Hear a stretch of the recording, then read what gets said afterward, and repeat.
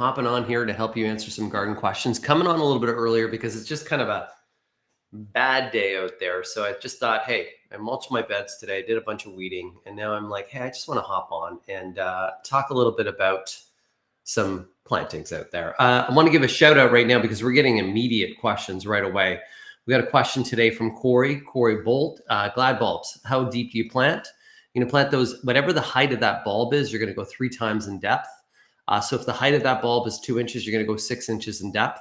And of course, glad bulbs, you got to lift them again in the fall after they finish their bloom, store them for the winter because they will not overwinter in the ground. Okay, we got another comment here today as well from Yael. I made you a video. You have inspired my love of plants and flowers. Love that overall as well. I'm so super excited. That's why I'm here. For those that don't know me, my name is Frank Virginia, aka Frankie Flowers, 4-time best-selling garden author. You can see me Monday through Fridays on Breakfast Television. There is where I'm wild about weather. Yeah, I forecast the weather and I'm passionate about plants. But my mission is to hop on here to answer your garden questions to help you get through a little bit of garden glory.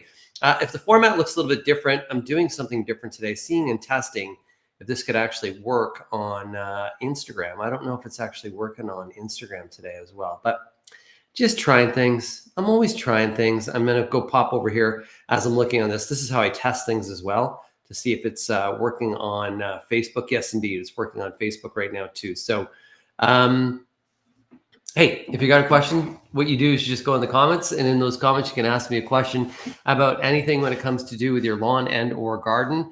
I'm here to help. It has been a very wet start to the summer season. What we are seeing is the grass is green. We're seeing a lot of the plants green, not going through those drying conditions, but what we are seeing a lot of is we're seeing a lot of a couple different things. Number one is slug populations. We have a lot of slugs out there. Once again, slug populations are caused because slugs need moisture and they need darkness and warmth. So it has been fairly warm outside of today. It has been fairly wet. Yeah. And we've seen some overcast skies. And because of that, that's why we got a lot of slug populations. To control slugs will never walk across copper. So sometimes you'll see copper tape. You can put diatomaceous earth down around the base of plants to help any crawling insects from avoiding them from going on your plants. But as well as what you can do is you can get a slug and snail bait.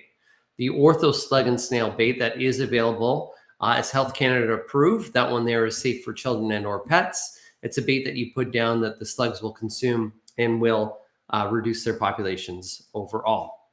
Another thing that we're noticing is maybe perhaps a lot of moss in lawns. The reason why you have moss in your lawn, number one reason, compacted soil that's clay-based, that's acidic and in a shaded condition, and it needs moisture to survive. So in order to reduce the moss, what you can do is you can actually aerate the soil to try to create more airflow. You can also neutralize the acidity of the soil. And then there's other products out there that are moss control products if you're having difficulties with moss that's out there as well.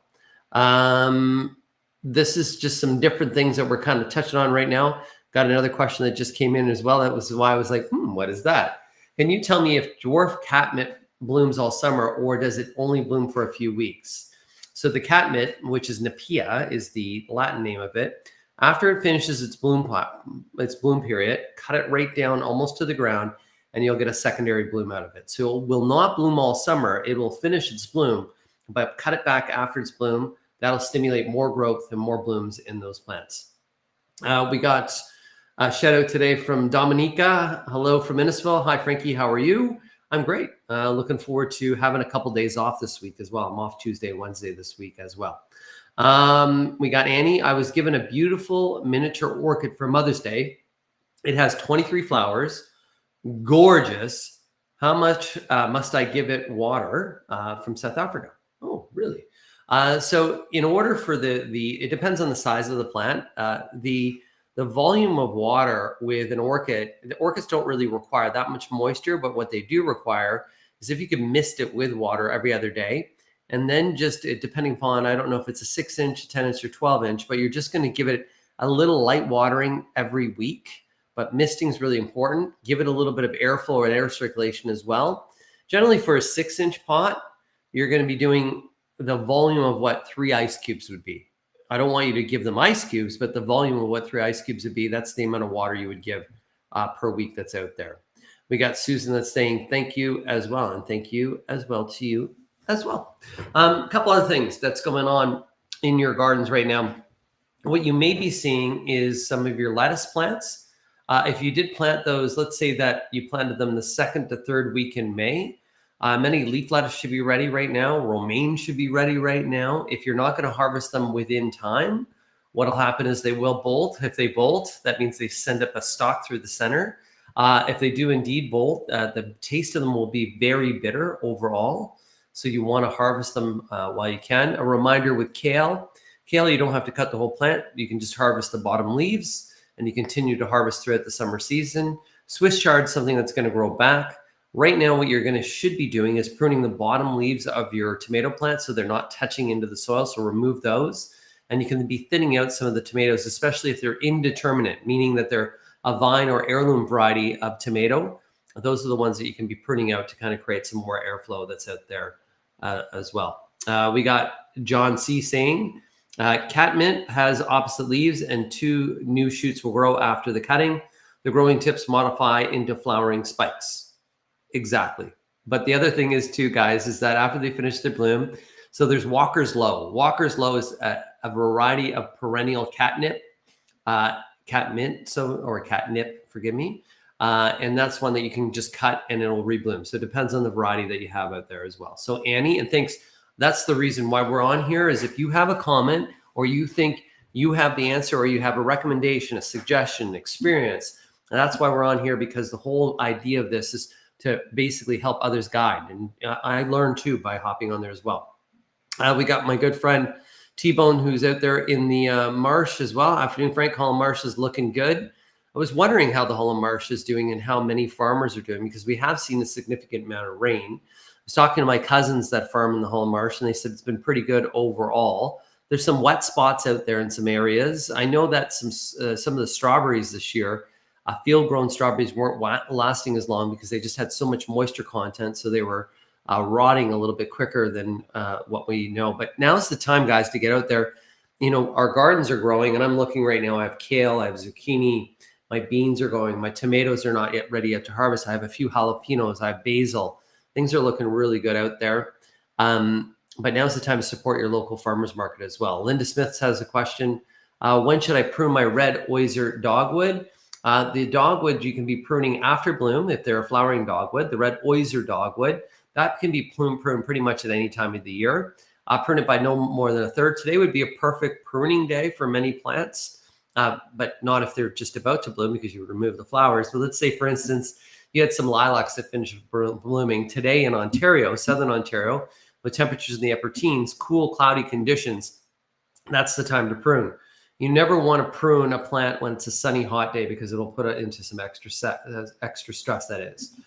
John C., I have a red Russian kale that is about 4 years old. It is the most winter and summer durable. No leaf miner or caterpillars like other cultivars.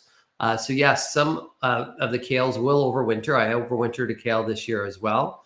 Many of the caterpillars that you're going to see on kale, those are generally the cabbage moth that you will see. This year, I haven't really seen too many around. Some things that I've done is I planted some companion plants around my plants. I've actually planted some dianthus this year around the kale, and it's been keeping some of the moths that are away. So there's other things that we can do to be more of a strategy to keep them. The other thing is the floating row cover. What you'll see is many farms or even gardens where you see like a bed sheet floating over the top of some plants, notably some of the cabbage type plants and kale. The reason for that is it allows light still to get in, but the moths can't land on them to lay their or hatch their caterpillars that are out there as well. We got Susan Rose, who has a very nice last name. Hi, is Miracle-Gro tropical plant soil good for retransferring a gardenia standard tree? A gardenia standard tree is one that tends to need a little bit more of an acidic type soil. So the potting soil is good for that, but then I would use a little bit of an acidifier, so aluminum sulfate, or just look for an acid fertilizer after transferring it, because gardenias do tend to like a little bit more of an acidic soil that's there. But the Miracle-Gro potting soil is good because it's not going to be sitting too heavy and or too wet.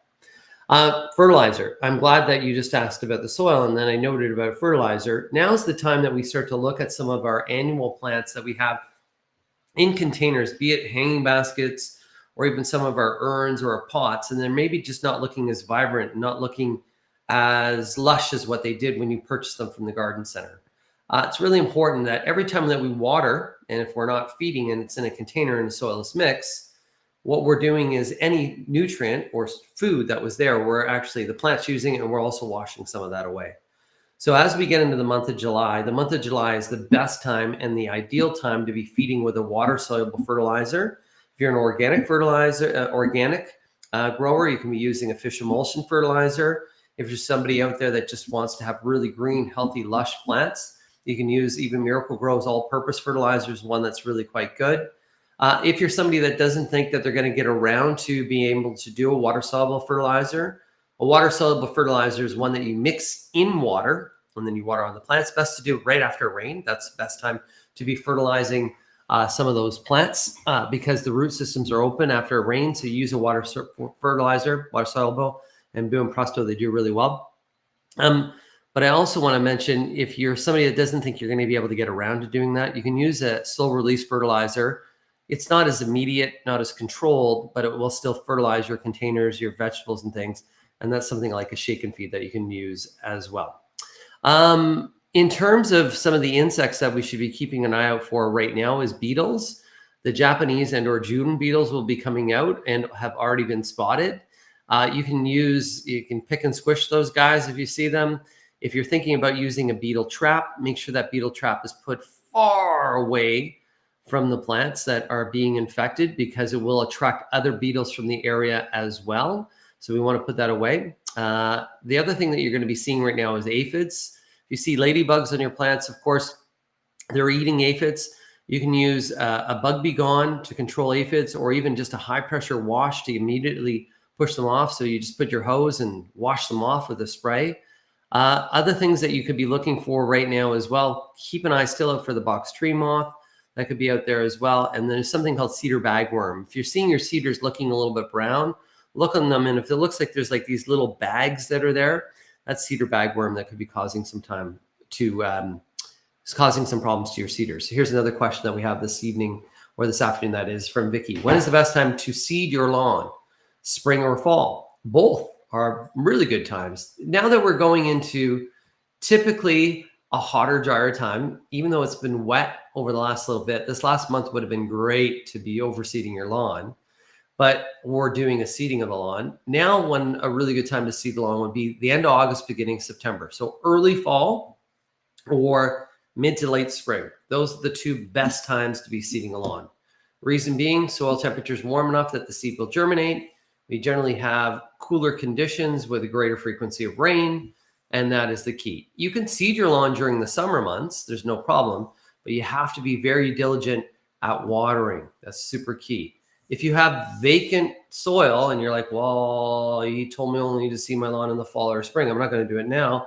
You're better off to seed your lawn, try to get some lawn established, because if not, weed seeds will go there and will grow. If you don't have that big of a space and you're thinking about, patching or sodding, would be a really good recommendation. If you don't have a lot of square footage, sod is a way to smother out the weed seeds really quickly, get an established lawn, but you need to be around to water. You really do need to be around to water.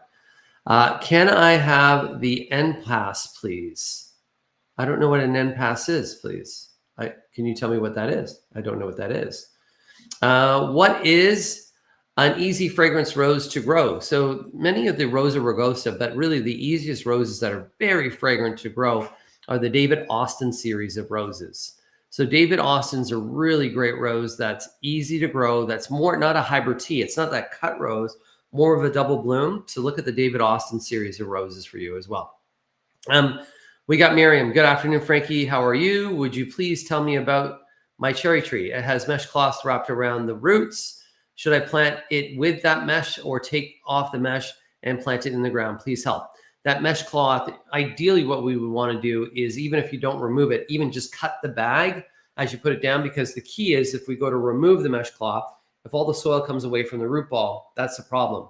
But if we keep the mesh cloth on and sometimes they don't break down, that could keep that root ball. So what I like to do is place the mesh cloth and everything in as you're planting, and then cut the sides of the mesh cloth, so then the roots can still spread out, but the root ball will still maintain there as well.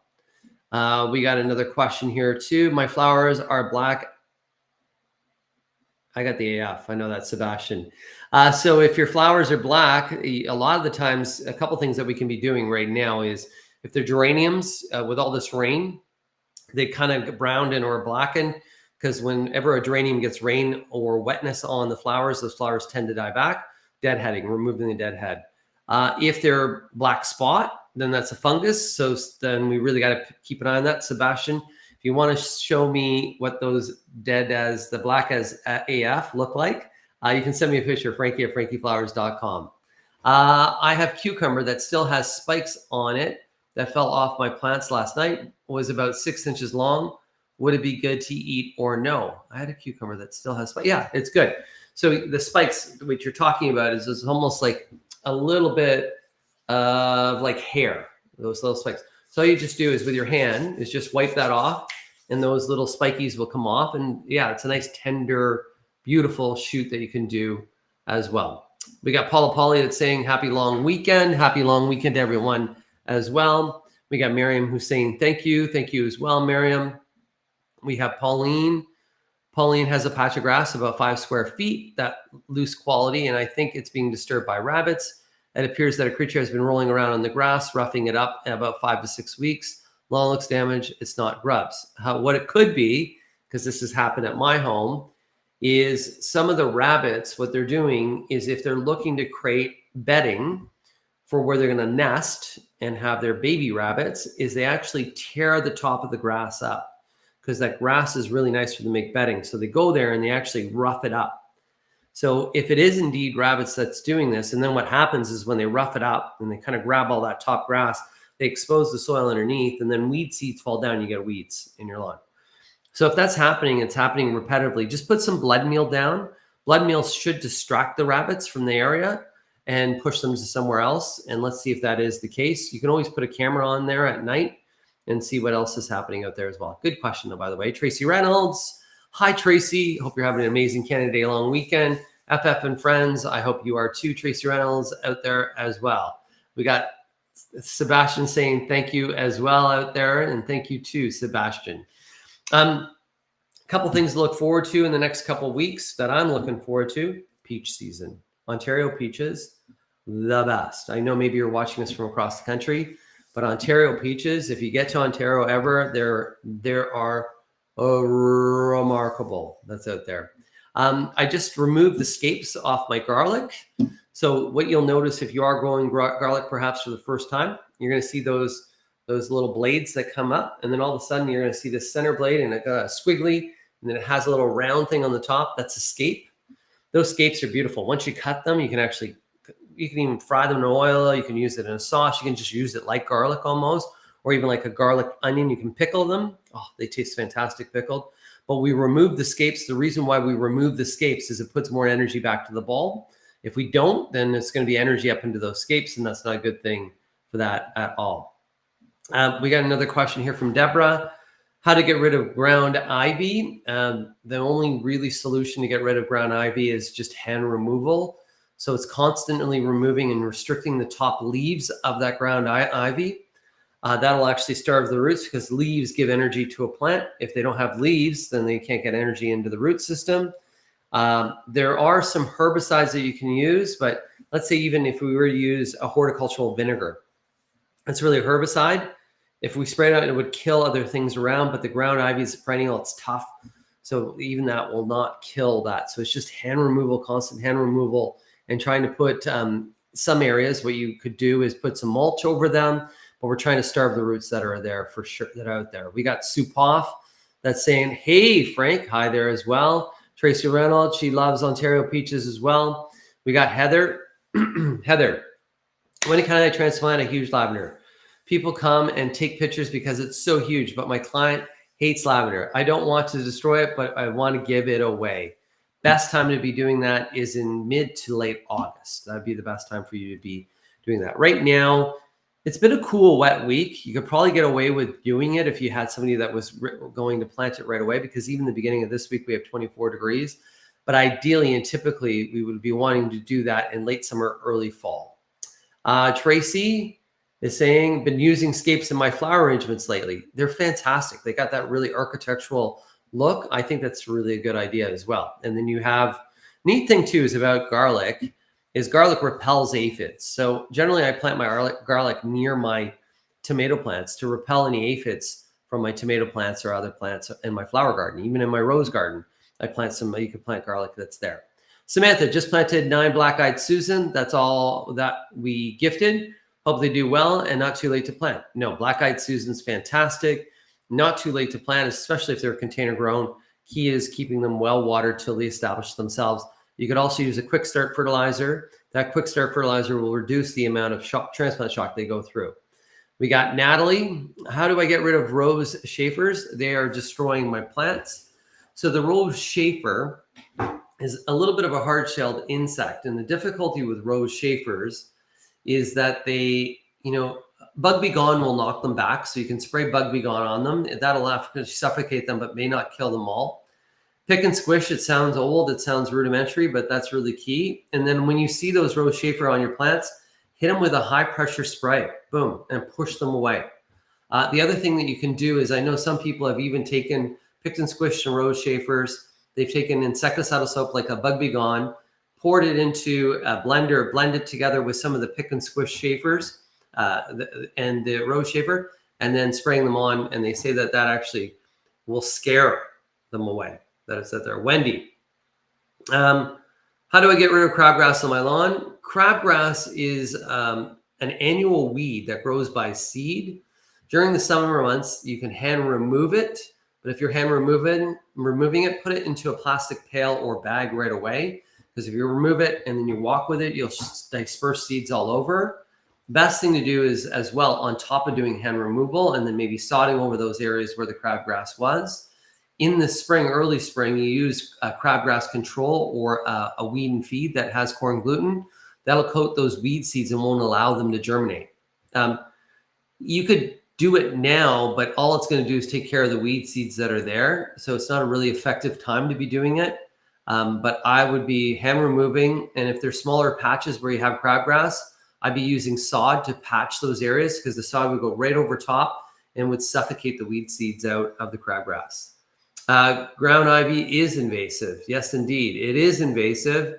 And if it's left not maintained and not left control, it can grow everywhere. And many perennial ground covers are invasive, and they need to be planted with care and caution, because if they're left to just do their thing, they will run and they will run and run. We got another question here, and this is from Tanya, replying to Frankie Flower. Hi, and happy Canada weekend. What to do for crabgrass with blood meal deter skunks, and how to get raccoons to stop using my backyard as a highway stop. Thank you. Blood meal sometimes will deter skunks. Sometimes skunks, it sounds like if you have raccoons in the backyard, you have skunks, and you're having an issue with crabgrass, there may be an issue that you have with grubs, because the skunks are maybe there digging up the lawn looking for grubs. The crabgrass could be a result because the grubs killed some of your grass back. So the weed seeds were allowed to germinate because they weren't being shaded out by an established lawn. Raccoons become very regimented in terms of their little walks that they do. So to deter them from the area, blood meal sometimes works as well, but sometimes you have to discourage them by either trapping them, or even, when you see them, giving them spray with a little bit of a hose, start to piss them off, so they'll go somewhere else. But I would check for grubs. I would really check for grubs in that case there too. We got Sue that's saying, I'm growing celery for the first time this year. When should I harvest it? So celery, it's going to get to be, so here's my hand, here's my head. That celery plant is going to be almost at about 36 inches in height. Lots of leaves. You're going to start to see the bottom of that celery become very almost chunky, like the stalk of it becomes chunky. So there's multiple stalks that are there. You're going to cut the bottom, boom, and then you're going to trim the top, and that's where you get your celery stalks. Typically, celery, if you're planting celery let's say, Sue, because I know you live up in Muskoka, you did it the first week of June. You're not going to be harvesting that till probably almost the third week of July, first week of August. It's a long grow time on celery. Another question that we have here, can Black-Eyed Susan seeds take? Yes. Black-Eyed Susan, what's happens a lot of times people are like, how do I get all this Black-Eyed Susan? Because once those flower heads finish and are spent, the seeds drop and they germinate quite easily, and they will take and they will.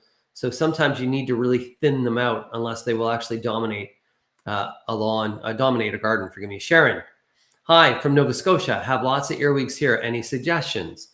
So generally the reason why you have earwigs is you have decaying wood. So let's say that you have a wood pile close to the area. Let's say that you have a rotting deck, you have an older fence that's there, any decaying wood. So let's say that you live near a forested area, there's a lot of fallen trees. That's the reason why the earwigs are there, and you have a lot of them because of the habitat. There are earwig controls that you can get. The other one too is if you go onto my Instagram, you'll see this simple earwig trap that you can do, which is basically just taking a newspaper, rolling it up, putting an elastic band, moistening that newspaper, so just dampening that newspaper, put that roll into the areas where you have lots of earwigs. As soon as the sun comes up, the earwigs are nocturnal. They'll run into the rolls because they like the moisture. They like that it's dark. You pick those rolls up, you throw them into a garbage bag, and all of a sudden you can control some of the earwigs. However, if you have that habitat, that decaying wood, you're always going to have earwigs. So you got to figure out, how can I get rid of some of that decaying wood that's out there? But those are some ways to help you. We got a hello out there. Hello to you too. We got Natalie. Natalie is, thank you, Frankie. We have been zapping the Schaefers. We'll try the Bug Be Gone as well. We got Inder. Hi, Frankie. Hope you're enjoying the long weekend. Japanese beetles have butchered my roses in a week. We were away and came back to demolish rose bushes. You mentioned planting garlic around the rose. How soon can I do that? And any other suggestions too? So garlic is a fall plant. So you're going to be planting them in the fall to harvest the next season. So you can do that this fall, and that will prevent for next year. Really, the only thing that you could do now to kind of kick back and maybe reduce some of that damage is to get a Japanese beetle trap. But wherever the roses are, put the Japanese beetle trap on the far end of the property, furthest away from the roses. It'll attract those beetles away from the rose to the trap, and then you can kind of manage them that way. There was a product called Beetle Be Gone, but it's actually been pulled off. So there's some re-registrations happening with that. The other way to control beetles or reduce populations is to control grubs. Grub treatments can happen at this time of year. It can be nematodes or Grub Be Gone is something that you can be using for those. Sue says, thank you so much, Frank. Hope you're family having a great long weekend.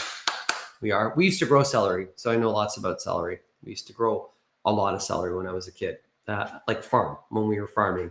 We got Lois out there. What do you do to get rid of anthills all over the lawn? There are ant baits that are available that you can use. The other thing too is for some of the ant hills, you can just take your hose, turn on a little bit of water so it's just trickling out, and then you can drown them. You can take boiling water, pour those over the ant hills themselves. The way the ant bait works is the ant bait, you can purchase it. Ortho has a good ant bait. Sorry about that. I just did a little burp. I'm getting gassy today. With the ant bait, what happens is the worker ants actually take the bait back into the colony, the hill, and they'll feed it to the queen ant. Once the queen ant dies, the colony dies as well. So ant bait's probably the most effective way to do that. And then those other suggestions can help you as well. Wendy, happy to not see Japanese beetle. Do you think there will be less this year? Happy Canada Day weekend. I haven't seen any yet either, but I think there's going to be a lot of Japanese beetles this year because it was a mild winter that didn't kill grub populations off. So we'll have to say, some people have already commented about Japanese beetles, seeing them, others have not. I'd be curious for others out there. Are you finding Japanese beetles this year? Is it better than last year or worse? Star Kiss is saying, hello, enjoy your long weekend. See you on BT on Tuesday. You'll see me on BT on Thursday. So I took Tuesday and Wednesday off. I'm going to go to Elora and go check out Elora on Tuesday and Wednesday. Can Black-Eyed Susan's seeds be planted now for next year? Yeah, you can be planting them now, and they actually, you can plant them and you could probably even put them in your garden space. Yeah, there's no problem. I would just do a direct sow directly into your garden right now if you did. We got Johnny Lawler that's out there as well. Johnny, my ornamental grasses get weighed down with all the rain we have been receiving. Is it a good idea to tie them up? The only issue that I have when you tie them up is that if we get into hot, humid conditions, they'll actually start to rot because there's not enough airflow in the centers of them. So I know what you're thinking is to tie them up just to make them look better. Maybe what you would want to do is to loosely tie them. So that way, even if you were to put 4 bamboo stakes around them and then just inside and then just tie them and loosely have them kind of propped up a bit, you still need airflow in there as well out there.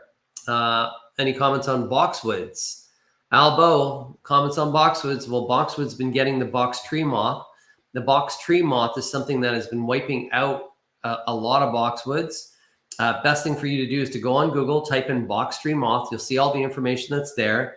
When they're at a caterpillar stage, you can control them by spraying BTK, becoming a little bit late right now. There's no real solution at this moment. I love boxwoods. Myself, though, I would be not planting boxwoods. I'd be planting a yew instead, like a Hills yew. Miriam, who's giving a comment, cinnamon powder and cinnamon are good for any anthill as well. So she's had good success with that. We got Jen Evans, who's saying, hi, Frankie from Cedar Brae, Ontario. Suggestions on when to prune ever-blooming lilac or boomerang lilac. Those guys there, as soon as you have spent flowers on them, you can just immediately remove the flowers. If it's getting quite large and you want to shape it, now is a great time to shape it. So I would just do a pruning now. It'll flush new growth and flush some new blooms on there as well. Here's another comment from Diane. My husband's golf and saw quite a few Japanese beetles on the course. So that when they were golfing, I saw my first one on yesterday on my pot. So maybe just keep an eye out, guys. Japanese beetles can be on the loose right now. A reminder with Japanese beetles is on cooler mornings, they actually will be on your plants and they'll be like, they need warmth. So on a cool morning, they can actually just be sitting there and they're almost dumb, like they're sleeping almost. So you can actually just shake the plant. They'll all fall down. And what I would do is put an old bed sheet around the base of the plant, shake the plant. They'll all fall. You can collect them all up, put them into a plastic bag, and boom, you can get rid of a lot of them that way. We got a question here. What can you plant at this time of year in Massachusetts? My fiance missed the planting season. Ryan, as long as things are container grown, you can plant a whole array of things. So if you're thinking about growing your own food, you would want to plant things that are quick to harvest. So lettuce type plants, you could still be planting kale in Massachusetts at this time. You may be able to find some more mature tomato plants that you could do at this time. Pepper plants, you could do radish, you could do spinach, you can do a whole array. There's still lots of the growing season to be left. Perennials, you can plant them, especially if container grown. So there's lots that you can do out there. Just watch out for some things that have if you're looking for harvesting, don't plant a small tomato plant. It's not going to make it. Don't plant any tomato seeds, any pepper seeds. They're not going to make it. Zucchinis, cucumbers, getting a little bit late for them as well, but you can do a lot. And then we got one more question because we're at 33 minutes right now. I always get moldy phlox. What can I do to help my plant? Phlox. Get powdery mildew. They're actually susceptible to powdery mildew. So there are some varieties that are virus-free that are a little bit less susceptible to powdery mildew. The key is if you want to reduce that on the phlox, you need to be having that phlox grown in an area that's full sun, that has good air circulation, so not in a crowded garden space. The more airflow around it, the better it will be for it. But anybody that grows phlox generally gets powdery mildew, especially during wet, humid weather. Okay, guys, I hope I helped you all out today. Hope you guys enjoyed a little bit of the chat that we had out here. I'm just going to see what Ryan had to say there as well. I just saw that. Right, container garden, kale and spinach you would love. Thanks so much, Ryan. You're welcome, man. Hope you're having a good day out there as well. So to all those that are watching us here in Canada, have a wonderful Canada Day. Tomorrow, be grateful to this great country that we live in because, you know, we do have some issues, but we have many great things to be grateful for. I'm grateful for my family. I'm grateful for my friends, my community, and I'm grateful for you. If you ever have garden questions, go on frankieflowers.com. You can see lots of information there. Email me, frankie@frankieflowers.com, and I'll see you next Sunday. Peace out. Have a great day, and keep